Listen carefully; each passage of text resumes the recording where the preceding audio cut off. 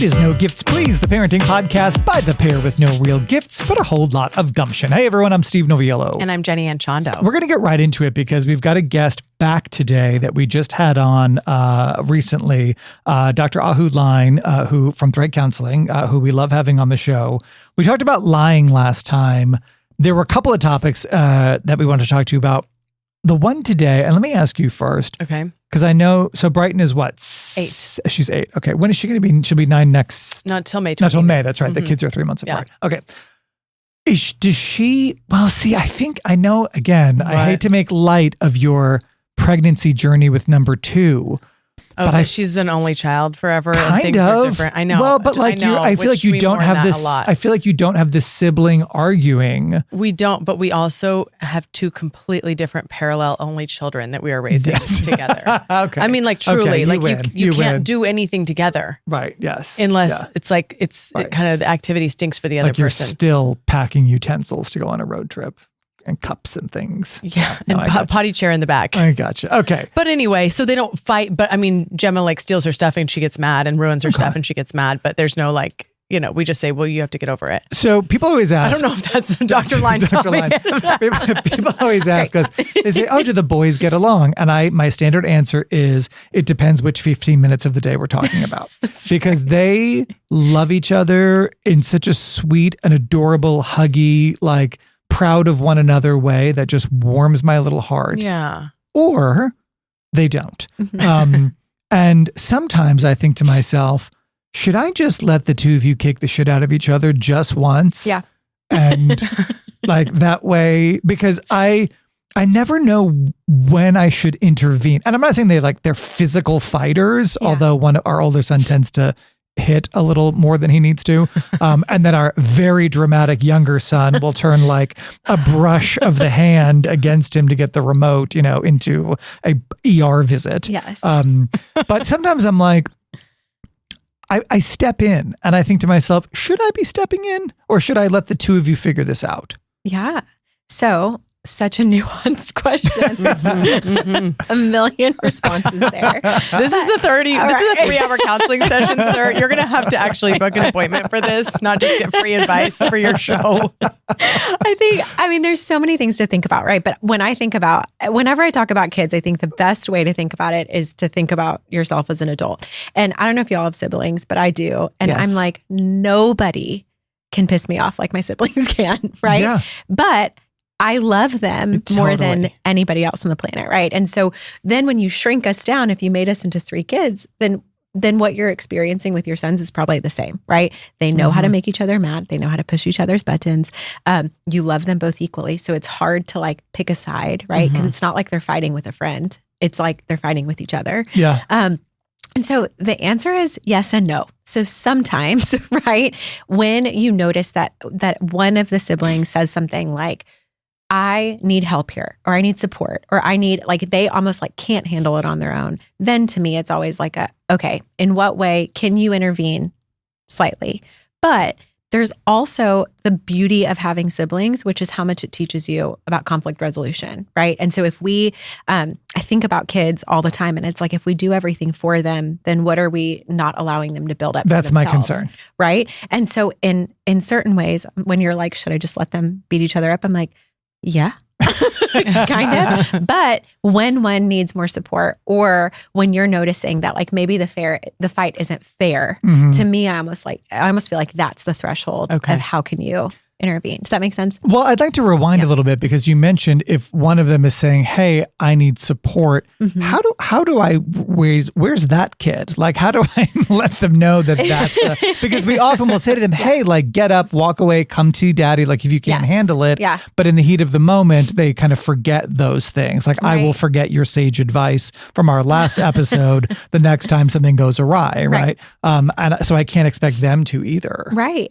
Well, it always makes me think too of like mostly with parenting, it's like the right thing to do often takes the most time, right? And so like when I think about things like, it's a lot easier to just keep your kid in a crib all the time than to like deal with like the challenge of putting them in a big kid bed, but it's something you have to do, say, all of that type of stuff. And when it comes to siblings and sibling fighting, I also think it's the same, where it's a lot of us, like when our kids are fighting, the fastest thing to do is to be separate them, get away from each other. You're driving me nuts, right? That's the fastest way to like deal with something that's just overstimulating and frustrating. Sometimes the right thing to do is to watch them figure it out on their own and say, and I think sometimes you can even say like, hey, this is something I trust that you two can figure out, right? Why don't you guys try to come up to like a consensus or a response, and then you come present it to us about what you guys decided. So you're almost like putting it back on them of, I don't need to solve all of your problems. You can figure this out on your own. Come present us with your findings, right? Do you think how do you think they would receive that? Yeah. We actually had that the other day. Yeah. So they have this thing right now with the remote control, right? I love it. Where they will be watching a show together that they've mutually agreed on. And one of them will get up to get a snack and take the remote with them. And it drives the other one insane. Not that they want to change the channel, but that the person who is leaving the room is retaining the power as well, which is essentially what this is about, right? So in my mind, I'm on Amazon researching like remote control holders that you can attach a chain to so they can't leave the room. And I'm thinking to myself, it's time to have Dr. Line back on the show. It's essentially what's happening. SOS. Right. But the other day I said to them, listen, you boys are at an age where we're not going to fight about this kind of stuff. You are both big boys. And you need to figure out how to work this out, right? Just like watching TV. They have a show that they love to watch, which drives me insane, but they like it. Chip and Milo. Does anybody else have? It's a Minecraft. Yeah. Got it. As if the show isn't terrible enough, the characters have really annoying voices, but I digress. Sorry to the Chip and Milo people. Trust me, we pay them a lot of money indirectly via YouTube. We talk to them about like choose together, like even if it's something as simple as like, what do you want for lunch? Like if we're going somewhere, like the two of you have to figure out, and one of them will generally acquiesce, but we're also at a very interesting point with the boys where our 6-year-old is navigating, like you're not the little guy in the situation. Like daddies aren't coming to your rescue necessarily because like we know that you know how to be a victim in this situation because your big brother is maybe not being so nice. And you, and I know this because I too am a little brother. Same. And have, right. Like I've navigated the craft of that as well. Not as successfully as he does necessarily. But that's kind of a change in dynamic where we're like, listen, buddy, like you have to also, like you're going to be 7. By the time this airs, you will be 7, right? And that's a different responsibility when it comes to conflict resolution in our house. Yeah. Well, and like, this is a question that it always cracks me up. Whenever I tell parents to do this, they're like, oh, I've never thought about doing that. Sometimes when kids come to you and are like, solve it, whatever it is, then I always tell parents to say, okay, I want you guys to put your heads together and you guys come up with the solution you want me to implement. Right? So like, okay, you guys keep fighting over this remote. I want y'all to spend the next 20 minutes. Why don't you guys come up with something that you think works for the both of you and then come tell us, right? Because again, I go back to like, especially when it comes to kids navigating sibling relationships, that's going to then move on to like how they deal with the world, all of their social situations. And so I'm like, where are we celebrating Thanksgiving as adults? Exactly. All of those types of things. So it's like together, y'all are going to have to figure this out. They're both cognitively at an age where they can do that too, right? So why don't you guys come up with something that you both agree on? And then you guys tell me, and then I'll come implement it, right? So maybe they come up with the chain remote, or maybe they say, okay, fine. Then the rule is we both can take the remote whatever it is. Right. But it's almost like you have to get them to a place where, and I think about this with most things with parenting is I can't solve all of your problems for you all the time. I'm going to be exhausted and you're going to not feel capable to do that. Right. So then you guys come up with a solution with the remote and then you guys tell me what you decide. And then in 20 minutes, go check in on them and be like, okay, what have you guys come up with so far? Oh, you're still working? Okay, I'll come back. So it's not just that you're telling him to do it because you want 20 minutes to buy time, fees, but that you're actually going to follow up and ask them what they want to do.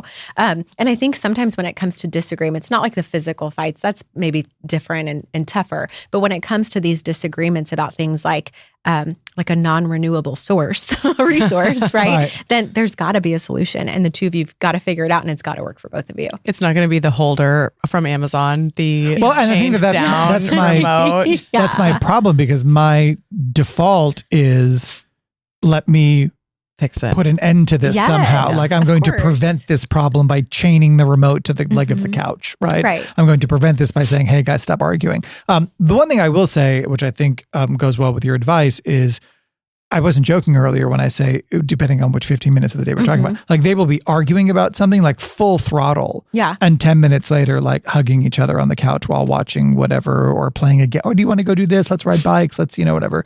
So I have to also remember that whatever it is, whatever the storm is that's brewing in the next room, it's going to pass relatively quickly. Right. Well, and I think the hard thing about parenting multiple kids is that every time you intervene, you're almost setting yourself up for the belief that you're picking a side with one of your kids, right? If there's two. And so I always think about too, if you don't intervene, then they have to figure it out on their own. And then they also have the belief system that you're on both of their side. Yeah. Because if you go in and you chain the remote, then they're going to be like, oh, well, dad's on the side of the one who didn't leave to go make a sandwich or whatever it is, And so I think that's the hard part too, is, with just like my sister and I, we will fight to the death. But like, if you ever talk about my sister, I will kill you.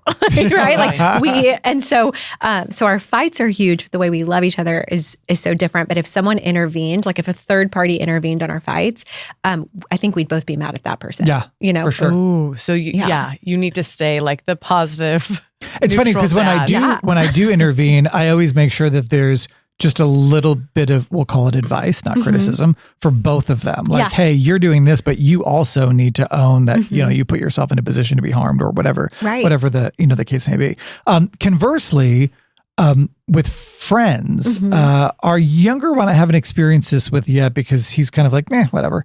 Our older son, who's very type A, and very much a rule follower. We were just at a good friend's house literally days ago.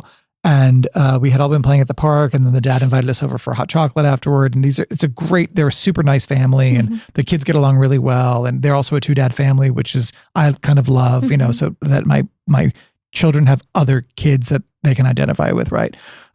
So our oldest and their oldest are good friends, and they were playing some Pokemon card game or whatever. And the friend forgot to do something during his turn, whatever it was, didn't play his energy card or whatever the heck they were. And he was like, oh wait, can I go back and do that again? And our son was like, what? Like, there are rules. Like, it's my turn, then it's your, like, you can do it on your next turn, but now, and the guy was like, oh, come on, like, please. And he was like, well, no, like you, like, I'm like dumbfounded that you would even be like asking this thing, going back. And I was like biting my tongue because I'm thinking to myself, like, dude, like, have some great, like, no one's going to want to play with you. Like, if you can't like be a little bit flexible in this moment. And nobody else in the room was nervous about this except for me. And then again, 5 minutes later, they were both, when the shoe was on the other foot, and my son didn't have as good of a hand as the other kid did. Like the dynamic changed, it all evened out, and so on and so forth. But especially with kids and friends, I really make it a rule to not, unless there's like someone's going to be harmed. Right. It's not my job I need to teach you, again, maybe this is the advice you're giving, teach them conflict resolution with one another so that they are equipped to apply it in situations where I'm not the parent of both kids. Right. Well, and because you brought up something earlier that I think is really important, is that when you're talking to your kids about conflict too, I think something that's really beneficial is to talk to them about what's going on for them personally, right? I think all of us are the protagonists in our own stories. So we think about like, well, you're the bad guy. I'm perfect. I did nothing wrong, right? And our kids think that too. Yes. And so when kids are fighting either with their siblings or with a friend, something that's really helpful to talk to them about is, hey, I noticed that you blank. Again, what was going on for you, right? And so what you're doing is you're developing that self-awareness. That self-awareness is going to then bleed into that conflict resolution, which is going to be so impactful for them as grown-ups, right? That's the type of adult I want to be raising too, of I want Margot to know, like, what are her triggers? What are the things that make her mad? When is she actually being mean to somebody else? And then when maybe should she be setting boundaries with other kids? And so I think what's really helpful in those moments, instead of intervening during the Pokemon game, right? Because that might make him again feel like, oh gosh, like inadvertently, dad thinks that I'm not capable of making friends. So he's coming in and he's going to try to fix the situation because he doesn't think I can do it on my own. What's more beneficial is after the fact, you can say like, hey, looked like your friend was really upset when you didn't let him play or didn't let him Right, take his turn. Whatever, take his turn. I wonder what was going on for you there. And then again, it's helping him figure out like what was going on for him. Why is he so rigid in those rules? What does it mean for him when people don't play as rigidly by rules, right? Because again, that situation is going to happen again. Just like the remote thing, like it's the remote thing this week. They're going to fight over something else next week. So it's helping your kid figure out like what is going on for you internally, what triggers you by other people, what's frustrating to you in relationship with other people, and then how do you move past that?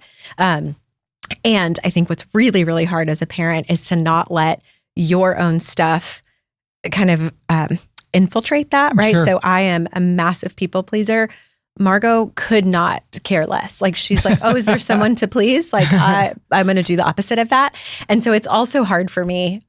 The other day she was at the park and this girl was like, can I play with you? And Margot said, oh, no, thanks. And I was Were you just like, oh, at least you said no Margot's thanks. gonna be like, Margot's going to be so happy. so happy because like people like you and I are still trying to learn how to say that. And like, she's going to be exponentially happier than us, like her whole life. Forever. And so I, in that moment, had to check myself because I almost went over to her and was like, why wouldn't you play with that little girl? She was being so nice. And then I was like, you know what? But this is who she is. And like, maybe it's important for me to make everybody happy, but I'm never going to see this kid on the playground again. And neither is Margot. She doesn't want to play with her. Like, so I think that's the hard thing too, is like, it's how do you help your child figure out what's going on for them internally? How does that then translate to their conflict resolution? And how do you not put your own stuff on them all at the same time? And that's why parenting is so fun. So Margot and Hudson, our youngest, should hang out more because he is the same way. He'll be like, no, I'm good. Mm-hmm. No, I'm good. No. I'll pass. It is interesting though, hosting play dates and that dynamic. I know that I went way too far one way with when we were initially hosting play dates, and I've had to kind of like correct in the other direction because when I host a grown-up in my house, I'm thinking, okay, what do they like to drink? What are they like? What's kind of their vibe? Or like we always take shoes off in the house, but then there's certain friends where I'm like, I know they're going to be annoyed by that. So I'm just like, not going to worry about it and we'll just mop or whatever. So I'm really like thinking about their comfort because they're coming over, and then started that with Brighton with her play dates. So then we were always like, oh, well, what does he or she like to play? Maybe have those out, blah, blah, blah. And then I noticed that she was just like always whatever you want. Like, so they would have a good time. And then she would also ask for snacks that I would normally never let her have because a friend was over, and she would be like, ask for just like insane, like she's like, I'd like red dye 40. Yeah, like totally. And just like some straight candy. I was just like, what? But like then Cheetos. I still be back to my people pleasing of even a child. I was like, sure. Yeah. Of course, whatever they want, because we want Cindy to like us. We want her to want to come back. Like not even like 4. Like it's bad. So then then she was starting to play things that like, she was not having fun on her play dates because we were just like catering to these people. And I was like, wait, I did this wrong. This is like adult hosting, which I think you should cater to the other person, you know, a little bit or more. With kids, I'm like, okay, no, this needs to be more equal, but it got really crazy. Everyone was getting red 40 at our house, and I had to just like stop. And now nobody likes us again. We're back to square one. But it is true, right? Like, because I always think about in all of the things, right? Your kids are watching what you do all the time, which is so scary. It's so scary. But they're watching how you interact with peers. They're watching how what you do when people come over to your house. And then there's expectations that you might overtly say, like in our rule, I'm so Persian. So like we walk people to the door and we're going to say goodbye and we're going to wave to them, you know, because that like means a lot to me. And those are the things I say, but she also sees the things that I do, right? Especially when people are over, and maybe I am such a huge people pleaser and I want everyone to have such a good time. Yes. And so I always go back to like, what are the values that are actually really important to me? And this is hard. Like what kind of friend do I want her to be when she's older? Do I want her every time there's a fight to say like, okay, you're right? Or do I actually want her to stand up for things that really matter to her? You know? And so I think that's the hardest part to me too of parenting, is like really digging into your values and what things are you doing that are almost like automatic and then what things are you doing that you want to really put time and energy into teaching your child? And to me, I think a lot about conflict resolution because I didn't have it. I was the youngest of 3. I was always wrong. Right? I was always like everybody else won. And so that's why you're a people pleaser. And that's why I'm a people pleaser. I can tell. It's like I'll analyze myself. You had to go to school for this. To figure it out. But she's not, right? And that doesn't mean her way of being is wrong. She's still very empathetic. She's kind. She just doesn't like to do things she doesn't want to do. Yeah. And so it's hard for me, I think, in those moments of balancing, like, I don't need to raise a mini myself. I need to raise this person who she is and then create an environment for her to grow into like the best version of that. Oh, I kind of despise the mini me thing. Yeah. It's so cringy. Oh, yeah. Mini me. It's like, ew, why don't you just be you? Yeah. Like a matching outfit is cute. Like that's fine to like match and be like, okay, mini me. Yeah. But yeah, there's something about the mini me thing that makes me very afraid. It's like, I'm actually so perfect. I need there to be two of me. Like, stop. It's like kind of make the a third narcissistic thing. It's funny that you said, I remember when we had the kids and I made a resolution by myself to be less afraid of people in front of them. Like if we need something, walk up to somebody, ask for it, whenever. And now like with our kids, like if we're at a restaurant, they have to talk to the wait staff. Right. They have to, we were at Brahms the other day and Jacob wanted a cup for water. And I said, you have to go up and ask for it. And he said, couldn't you? And our younger son said, I'll go do it for you. Because he loves the opportunity to go talk to a stranger and whatever. And I was like, cool, like go do it for him, Yeah. But yeah, it's hard because at the end of the day, I think that this all comes down to our innate desire to just protect them, right? Mm-hmm. Like, I don't want you to fight. I want every day to be awesome. I have limited time with you. I don't want, but at the end of the day, isn't the bigger goal raising amazing human beings, right? Exactly. And kids who stand up for what they think is right and that know, again, like we all think we're the protagonist, but in what ways can I raise a person who knows that like, hey, also you're the villain of someone else's story sometimes. Yeah, and how do you have that self-awareness? Because again, if we go back to like kids being well-liked, it's the child who has the self-awareness to say like, oh, I messed up. Yeah. And that's the type of person I want to raise, but not that she messed up all the time. You know what? And one day I will wish that they were still fighting over the remote. Yes. I'll wish it was still that. Hey, thank you so much for joining us again. you. Please remind people where they can find you. Okay. So we are at Thread Counseling on Instagram and then www.threadcounseling.com. You're so kind to give us so much of your time. We appreciate you. Please come by anytime. You're always welcome. Thank you guys. Okay. I feel like some good takeaways, right? Definitely. Sometimes we do the whole episode and I'm like, wait, I need like the actual verbiage. I need the actual, but I like the what instead of why from the other episode that we did. So if you didn't get a chance to hear it, we did another sit down with Dr. Line that you'll want to listen to as well, where we talked about popular kids and lying and, that kind of stuff, which I thought was really impactful too. Yes. And what was going on for you in that moment instead of why did you lie to me? Well, and honestly, even with a spouse, right? Like if Heath, and I don't see him doing this, but I also don't know him as well as you do. If your spouse gets angry at you and could you imagine like if you were flying off the handle and he was like, babe, what's going on for you right now? Oh, that would work so well. Like, could you, you'd be like, that would be like lovely. What? Heath, if you're listening, I think I would respond well to that. Right. As opposed to like matching your madness. Typically we'll escalate like each other. Who's gonna, just so fun. Okay. Yeah. Hey, you know what else is fun? Clicking like and subscribe and listening to a new audio podcast when it drops every Tuesday morning at 7 a.m. We also have a video version as well on YouTube if you just can't. Our moms you just want to see us. You just want to see us. And if you do nothing else today, go find yourself a friend you don't need to clean the house for. We'll see you soon.